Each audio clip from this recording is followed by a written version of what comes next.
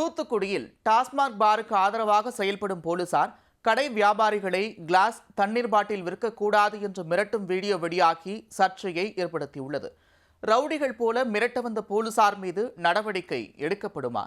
கூட்டம்ல பார் இருக்கு, அங்க ஈரமுத்துல பார் இருக்கு, அந்த ஏரியால கடை கிளாஸ் வாங்குறாங்க, எல்லாம் போதும் செய்றாங்க. கிளாஸ் தண்ணி கூட கூட்டி சொல்லக்கூடாது. அவங்க எல்லாருக்கும் மட்டும்தான் எல்லாரும்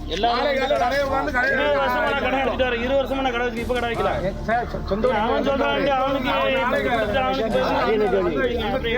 அவன் வந்து அந்த வேலையை மட்டும் தான் ஒரு நாள் கடையில கிளாஸ் வைக்க கூடாது, அது பாக்குறதுக்கு நீங்க எக்ஸா சொல்றீங்க கிளாஸ் வைக்க கூடாதுன்னு.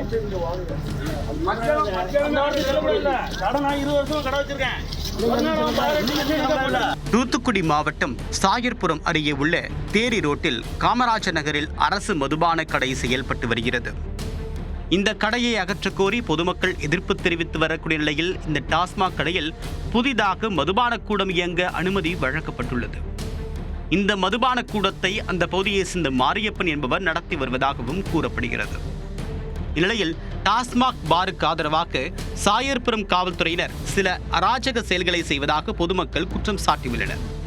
காமராஜர் நகர் பகுதியில் பெட்டிக்கடை நடத்தி வரக்கூடிய வியாபாரிகளிடம் இந்த பகுதியில் கிளாஸ் மற்றும் தண்ணீர் பாட்டில் விற்பனை செய்யக்கூடாது என்றும், அப்படி விற்பனை செய்தால் வழக்கு பதிவு செய்வோம் என்று போலீசார் மிரட்டியுள்ளனர்.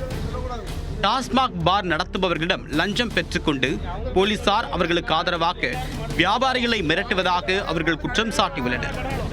இந்நிலையில் போலீசார் மிரட்டுவதும் அதற்கு வியாபாரிகள் போலீசாரிடம் வாக்குவாதம் செய்யக்கூடிய வீடியோ காட்சிகளும் சமூக வலைதளங்களில் வெளியாகி போலீசாரிடம் கடும் அதிர்ச்சியை ஏற்படுத்தியுள்ளன.